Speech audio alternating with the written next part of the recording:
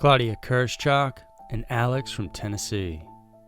Tales of hauntings, murder, and scary mysteries. Every week, Twisted Twos dives into a pair of uniquely terrifying true stories that are worthy of a more in-depth look.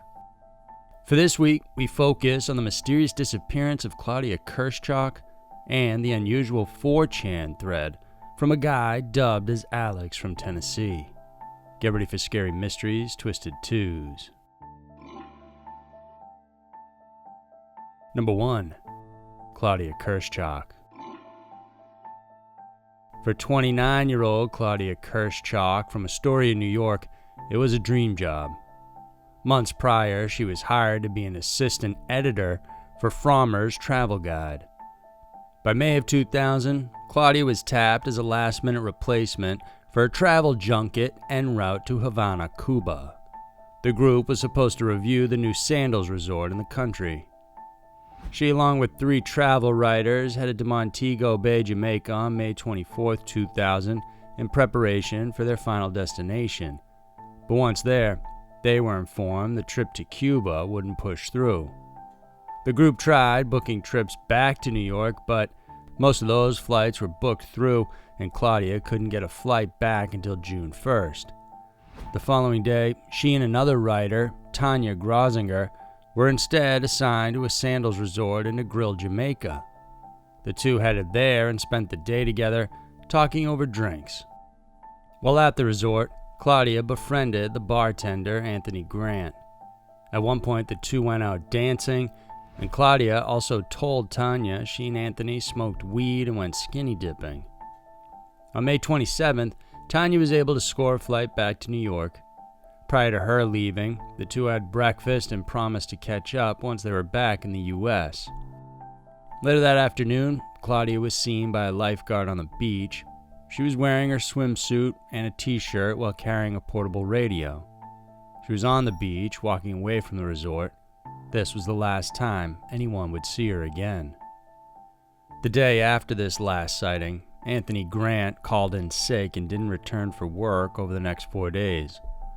Claudia was scheduled to return to New York on June 1st, but when she didn't show up on the 2nd, her parents were informed.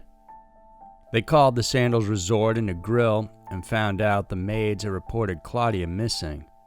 The staff had noticed her bed was unused for several days, despite all her items still in the room. But the search and investigation into Claudia's disappearance was hampered when local investigators mishandled the case from the start. First, when they searched through the room, they found Claudia's essentials, including her passport, wallet, some cash, and her phone inside her safe. Then, the hotel cleared out the room and rented it out, contaminating whatever evidence was there on the crime scene. Her cell phone then went missing after it was taken out of her hotel room. As standard practice, the hotel kept a logbook of license plates from vehicles that entered the resort, but the logbook for Claudia's stay also mysteriously disappeared. Even worse, the surveillance video, which was close to Claudia's room, had been taped over. Because nothing seemed amiss in her room, Jamaican authorities thought she may have drowned, but they determined the water in the area was shallow with no strong current, and it was next to impossible to drown without anyone noticing since the beaches were crowded. When news of her disappearance spread, several witnesses told authorities they had seen a woman with Claudia's description living in the hills with a Jamaican lover. Some people suggested she may have disappeared voluntarily, but Claudia's family believed otherwise since there was no reason for her to do so. When the FBI was brought in, they used scent dogs to track her down, and this led them to the home of Anthony Grant. Inside, the dog also found her scent on some gloves, boots, and a knife. There was also a strand of Claudia's hair in Grant's vehicle as well. Some blood was discovered on the knife, but DNA tests were inconclusive. Grant was also asked to take a lie detector test, but the results were also inconclusive, so he wasn't proclaimed or ruled out as a suspect. Claudia's family believes there was a cover-up by some of the hotel staff. In May of 2002, after 2 years, her family declared Claudia legally dead with foul play involved. This allowed her family to gain access to the FBI files, sue the Sandals Resort for negligence, and pursue more options to help solve the case, which is currently unsolved and ongoing. Number 2. Alex from Tennessee. Over the years, 4chan has become notorious for the weird and unusual. One thread from the site started off from an anonymous poster. This person issued a challenge and offered specific coordinates, saying that in the location specified was a prize. A broader view of the locations showed it was likely in an area with 3 empty and abandoned warehouses in Elizabethton, Tennessee. But there were few takers in the 4chan community. Understandably, they were skeptical of a prize and thought it was probably just a scam. In an effort to entice people, though, the original poster said the location was warm and there were no cops in the area.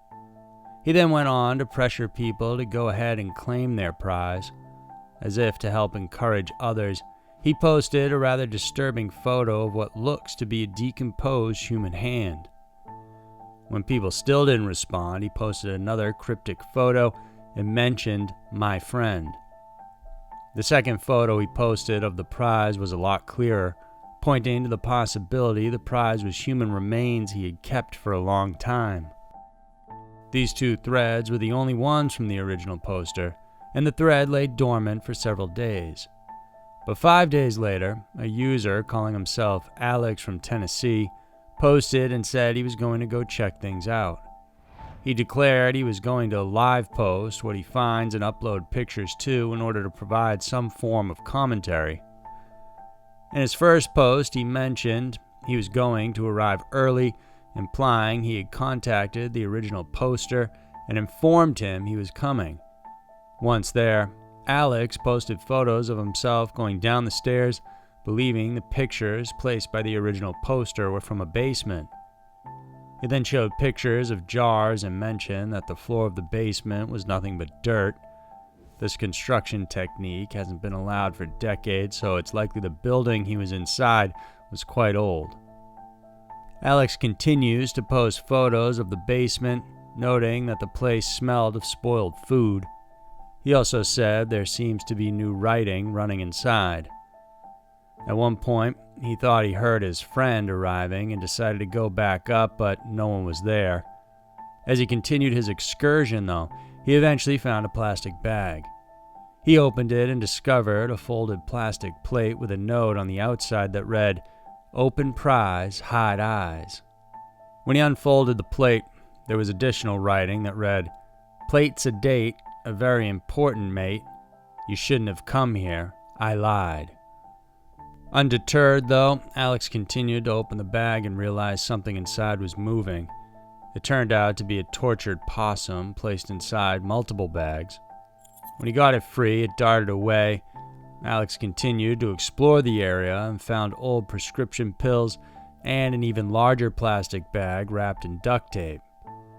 That's also when he said he heard a car pull over and started to panic.